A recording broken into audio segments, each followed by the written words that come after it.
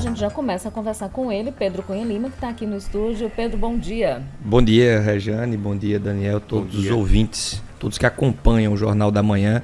Muito bom estar aqui e começar a semana com esse bate-papo. A gente fica feliz também com sua presença. Pedro, muito recentemente você anunciou, né, o apoio do partido à candidatura de Rui Carneiro aqui em João Pessoa. A que se deve esse apoio? Existe uma federação, inclusive, entre o PSDB. Eu vou emendar uma pergunta na outra, porque eu acho importante. Existe uma federação, PSDB, Cidadania, e até onde eu saiba, existe também uma tentativa, uma articulação por trás da Cidadania para tentar minguar essa federação, para tentar acabar com essa federação, que é para já tentar enfraquecer Rui Carneiro antes mesmo do processo eleitoral. Então eu queria que você falasse um pouquinho dessa estratégia política do grupo para João Pessoa e de tudo que vem junto com ela. Bom, inicialmente uma premissa, Rejane. Eu acredito que João Pessoa pode muito mais.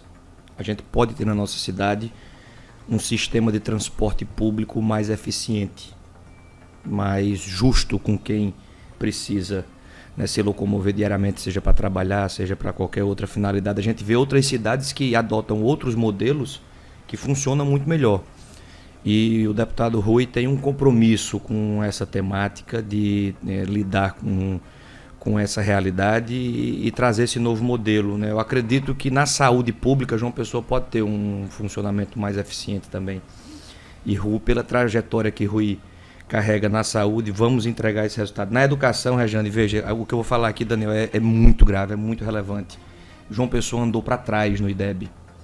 Na nossa nota de 2019, tivemos nos anos iniciais do ensino fundamental 5,4.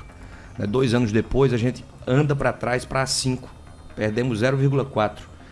Foi aí que Recife nos passou. E na educação, eu quero dizer aqui que Rui Carneiro eleito prefeito, a educação é responsabilidade também minha. Eu tenho mergulhado ainda mais nesse universo, estou trabalhando hoje com a Unesco, no programa Compromisso Nacional Criança Alfabetizada, né, colhendo boas práticas, mergulhando ainda mais naquilo que funciona em termos de alfabetização e vou participar ativamente. Então, para concluir, a gente tem a crença que João Pessoa pode mais, Rui Carneiro nos representa, né, sempre desde o início eu disse a Rui, Rui, não haverá disputa entre mim e você. Eu gosto de fazer política com reciprocidade, com correção. Rui foi muito correto comigo na eleição do ano passado e a gente marcha junto, ele vem estudando a cidade há bastante tempo. Em relação a esse ambiente do cidadania, assim, a federação ela vai existir necessariamente pelo menos até 2026. Então não existe como, juridicamente falando, não existe espaço para qualquer tipo de movimento. Pelo contrário, sim, eu tive recentemente com o vereador Bruno Farias. Semana passada eu fui conversar com ele até por conta desse assunto e não existe um espírito de tentar criar um ambiente que não cabe dentro da federação, né? Então, em relação a isso... Essa federação foi costurada por cima, né, nacionalmente, e recentemente, inclusive, houve uma discussão interna dentro da Cidadania e existe uma tentativa, de fato, de derrubar o presidente do Cidadania que está ali há 30 anos. Né? Isso não abala em nada, não muda em nada o que consiste a federação. Né? Por mais que haja troca do presidente do Cidadania ou do PSDB, né? Em relação à federação não existe nenhuma repercussão, nenhum desdobramento. Pedro, você tocou no tema educação, falando que esse vai ser seu papel dentro desse cenário de Rui Carneiro, pré-candidato em João Pessoa. Quando você diz que vai ser uma responsabilidade sua, é porque houve alguma sinalização, por exemplo, de Rui, se eleito, entregar a Secretaria de Educação ao PSDB ou ao seu nome especificamente para secretariar esse importante área da nossa cidade? Não houve essa conversa. O que eu digo é, independentemente com quem esteja ou quem seja o secretário ou a secretária, educação, Daniel, é o que me faz levantar com energia para trabalhar. É o que eu gosto. Eu tive recentemente reuniões com coordenadores pedagógicos, coordenadores do Compromisso Criança Alfabetizada, e quando eu começo a reunião, Rejane, eu já estou ali ávido para ouvir, para saber o que é que está acontecendo de melhor, né? Seja o incentivo à leitura nas famílias, isso é fundamental, seja a formação do professor, Como é que tem que ser feita essa formação? Essa formação tem que ser continuada, não pode ser períodos longos. Eu gosto muito do formato em que você, né, cria uma bolsa de incentivo para o professor que está ali, professora que está ali para fazer essa formação. Inclusive, né, na minha próxima reunião com o MEC, eu vou colocar ênfase nesse assunto de dar incentivos à formação, né, expansão de vaga de creche. Por que a gente não reparte o ICMS com base em aumento de vaga de creche, que é um déficit, é um buraco brasileiro antigo. Foi um movimento que o governo do estado fez recentemente, né? De alguns repasses serem vinculados ao desempenho dos municípios na área de educação. Inclusive, a Paraíba tem um índice terrível de analfabetismo, né? O terceiro maior índice do Brasil. Isso é muito preocupante. E os prefeitos são os responsáveis diretos por essa etapa do ensino, mas o estado também tem uma função de estimular, acompanhar e investir. O novo Fundeb, que é o maior veículo de financiamento da educação do Brasil. O novo Fundeb foi aprovado muito recentemente na Câmara, inclusive na Câmara e no Senado, né, no Congresso. Inclusive tive a alegria, na verdade foi a minha maior alegria do tempo que eu passei na Câmara. Eu estava naquele momento na presidência da Comissão de Educação e participei ativamente, foram 2 anos de debate e a gente conseguiu aprovar o novo Fundeb. Com o novo Fundeb, para que os estados recebam um valor maior do governo federal, é preciso criar esse regime de colaboração que inclui o ICMS. Isso é um regramento nacional. A Paraíba demorou e continua demorando bastante. Eu faço aqui, né, até uma cobrança que é importante para o estado, para que a gente consiga implementar. Assim, isso é um modelo criado no Ceará em 2006. Antes do novo Fundeb, quase 10 estados brasileiros, 8, 9 ou 10 até, já haviam copiado e a Paraíba não. Eu cobrei isso muito durante a campanha. O que é que está faltando? Está demorando muito. Então, graças ao novo Fundeb, todos os estados vão fazer esse modelo, e, infelizmente, nosso estado ainda demora um bocado para poder rodar esse formato. Ainda nesse tema educação, você agora está vinculado à Unesco, que presta ali serviços ao Ministério da Educação. E eu queria perguntar sobre 2 pontos, governo federal e governo estadual. Como é que você avalia as mudanças que há no sentido da educação? Aqui na Paraíba veio um secretário agora dessa experiência exitosa do Ceará, que você citou muito durante a campanha eleitoral, colocando ali a proposta de governo, dizendo que é um copia e cola mesmo. Deu certo lá, vamos puxar para cá. E o Estado acabou indo nesse sentido ao trazer, apesar de ser indicação dos republicanos, um secretário que vem dessa experiência. E no governo federal, a gente vem uma distorção muito grande do que era o Ministério da Educação do governo Bolsonaro para Lula. Houve avanços, você consegue apontar, mesmo não sendo no seu campo aliado, houve avanços no estado da Paraíba e no governo federal, pelo menos nesse âmbito da educação? Consigo, Daniel. Mesmo não sendo do meu campo político, eu consigo apontar uma alegria de ver uma mudança acontecer, né? E eu, como você disse, mencionei muito durante a campanha. Não é justo que o Ceará esteja avançando já há muito tempo, já existe um modelo, basta copiar, né? E eu acho bacana porque durante a campanha o governador João muitas vezes falou, você parece ter uma obsessão com o Ceará, você fala tanto do Ceará e você vê o que é a vida e a roda gigante da vida, né? Porque depois, todo mundo sabe que a Secretaria de Educação ficou com uma indicação do Republicanos, ele entregou a secretaria para o Partido Republicanos, o Republicanos fez uma indicação de um cearense, só devido ao Ceará eu já gosto, porque é onde tem resultado. Então eu desejo todo sucesso, eu quero ver o trabalho acontecendo, precisa mudar. Muito recentemente um jovem de 16 anos, em Patos, na presença do governador, disse, governador, a gente não aguenta só suco e bolacha não enche o bucho não. Existe uma escola em Bananeiras, escola normal, né, de Bananeiras, Pedro Almeida, que desde a pandemia que foi fechada, os alunos lá estão protestando para ter uma sala de aula. Eu preciso de um lugar para ter uma aula. Eu vi recentemente uma faixa de Riacho dos Cavalos. Está sem professor e sem merenda aqui. Então, o atual secretário tem muito trabalho pela frente. Fico muito feliz pela mudança. Torço que dê certo, que ele traga todas as boas práticas do Ceará. Eu quero trazer para Paraíba aquilo que funciona, aquilo que faz a educação acontecer. Desejo muito sucesso. E agora, na minha posição, como consultor da Unesco, quero ser um parceiro da Secretaria Estadual de Educação da Paraíba com o governo federal, que eu fico muito feliz com a mudança também, né? E aí, para ser mais rápido e finalizar, né, o governo Bolsonaro na educação foi uma catástrofe, né? Foi muito ruim. E hoje nós sabemos que estão, tanto na Paraíba como no governo federal, é a equipe do Ceará, ou pessoas que vêm do Ceará. Eu gosto de quem já mostrou que consegue realizar. Então fico muito feliz com essa mudança e quero ser um parceiro também, agora que eu estou nesse papel de consultor da Unesco, né? Até acho que é possível que eu tenha uma audiência com o atual secretário aqui na Paraíba, como já tive com a Secretaria de Pernambuco, como já tive de Goiás, como estou tendo de outros estados, para poder contribuir. Pedro, esse é um tema também muito caro para mim e eu queria aproveitar porque recentemente foi divulgado o ranking de competitividade entre os estados. No que diz respeito à segurança, a Paraíba é o terceiro estado do país. Ok, vamos lá. Mas no que diz respeito à educação, a gente ocupa a 20ª posição. Ou seja, a gente está lá embaixo, no rabo da gata praticamente, com uma nota de 36 pontos. São Paulo tem 100. Então, só para a gente ver aí a diferença e a discrepância no que diz respeito à educação. Eu faço essa pergunta porque a gente também, você falou aí do governo Bolsonaro e do resultado na educação, e a gente teve, nesse período, uma criminalização muito grande da educação e do professor, né? A gente também tem uma pauta que não é uma pauta, que é uma pauta altamente política, que é a escola sem partido, que na verdade não é escola sem partido, é um nome, um marketing que pegou, mas que a gente sabe que existe uma ideologia muito forte por trás disso. E que acaba também tirando a própria autonomia do professor em sala de aula e levando também medo para o próprio exercício da educação.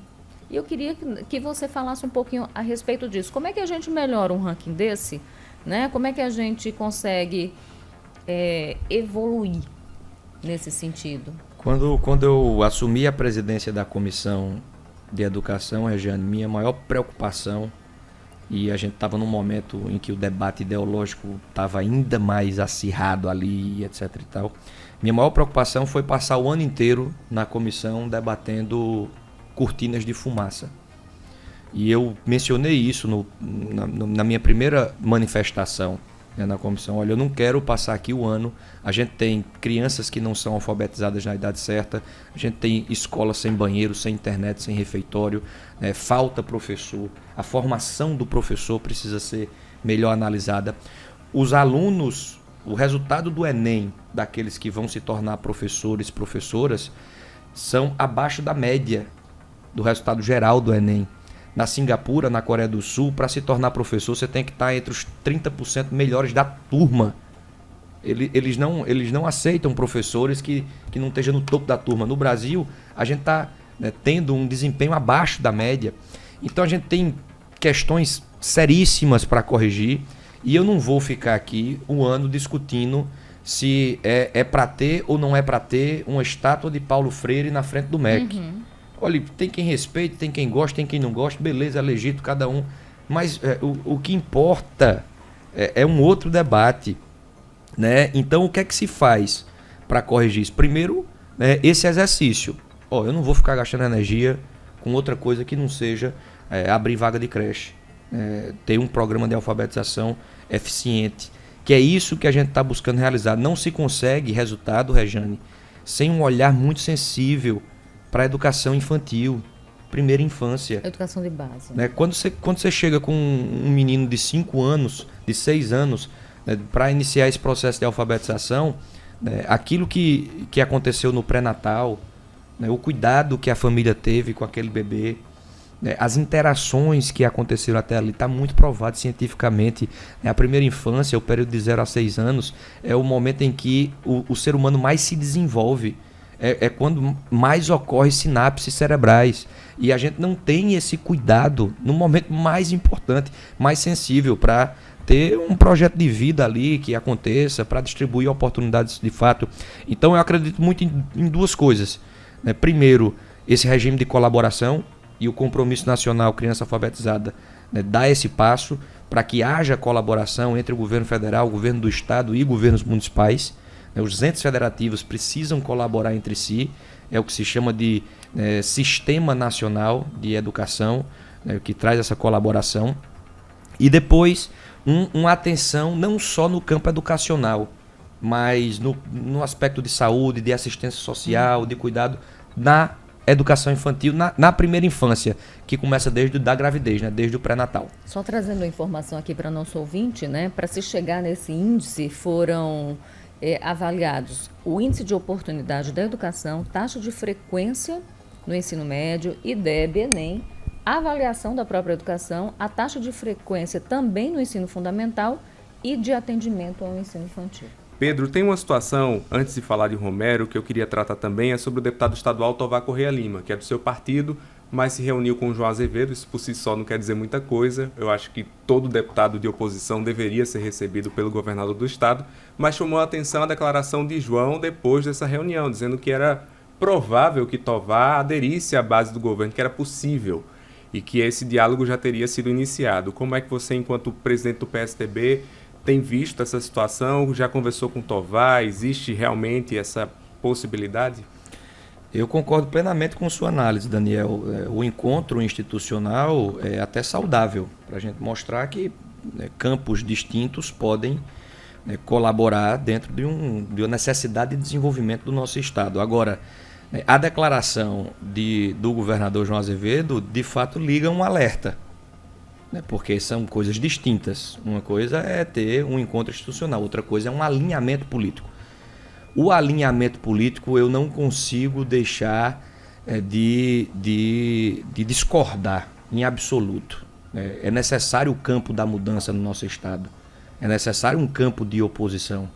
O deputado Tovar vem fazendo oposição ao atual governo há alguns anos. E eu torço e acredito na coerência do deputado Tovar, do mandato que ele exerce. Ele cumpre um papel importante, é um parceiro fundamental nesse universo. No ano passado nós tivemos uma disputa absolutamente desigual e batemos na trave. Não perdemos para um candidato, nós perdemos para uma estrutura. Isso é muito claro de ser percebido. Então, o sentimento do povo paraibano, um sentimento é de mudança. Qual é a minha defesa já para somar com a pergunta de Romero, já que a gente chega nessa etapa final da conversa, qual é a minha esperança, minha defesa, o que eu estou defendendo internamente? É que esse grupo, esse time que teve junto, Regiane, no ano passado, permaneça junto para 2026, que a gente vai entrar com mais força. O ano passado a gente roeu um osso, uma candidatura muito desacreditada, a gente largou muito atrás, pessoas menosprezavam no início, a gente foi lá passando uma mensagem, e eu quero aqui expressar todo o meu agradecimento aos que confiaram em mim, aos que caminharam ao nosso lado. Isso mexe profundamente, e eu continuo recebendo mensagens de força, e isso não tem nada na política que valha mais do que isso. Pessoas que olham para mim e desista não, siga em frente. Isso tem peso, isso mexe com o nosso senso de responsabilidade. Então, com Romero, com Tovar, com todos, o que eu defendo, vamos continuar junto. A gente tem um papel a cumprir e vamos ter essa oportunidade em 2026. Acredito que a gente vence a eleição para poder mostrar também nossa capacidade de trabalho. Pedro, rapidamente eu queria entender, o PSDB ele tem sido, a gente tem visto assim, a importância do partido nessas costuras, inclusive, de manutenção desse grupo, que é importante, porque quando você divide, você acaba enfraquecendo. De vez em quando a gente vê as pessoas vaticinando morte, né? Assim, tá morto politicamente. E como na política tudo é muito dinâmico, eu não acredito nessas mortes, né? Enfim, mas o fato é que a gente já teve o PSDB como um dos partidos mais fortes da Paraíba e, obviamente, isso foi perdendo espaço, é o que a gente tem visto. Como é que se recupera esse papel, não de suporte, que hoje é o PSDB, mas como protagonista de todo, de fato, esse processo na política paraibana? Porque você representa a continuidade de um grupo, mas você chega com outras ideias, você chega com o espírito da renovação. Como é que, portanto, o grupo consegue, como é que vocês vêm trabalhando isso? Essa retomada de espaço por parte do Ninho Tucano aqui no estado? Acreditando muito na força de uma ideia. O resultado eleitoral da campanha do ano passado, Regiane, mostra que as ideias carregam uma força. Não fui eu que tive mais de 1 milhão de votos. Foram as mensagens que a gente foi passando, o projeto que a gente quer implementar.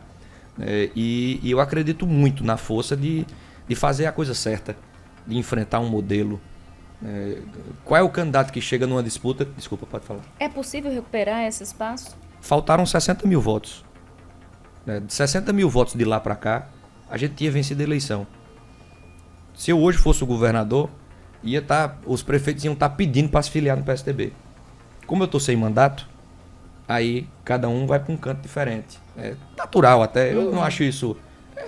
todo mundo quer sobreviver e assim, a construção de um projeto coletivo, verdadeiro, com crença, com assim, vamos se juntar porque a gente quer ver algo acontecer, isso está diminuindo.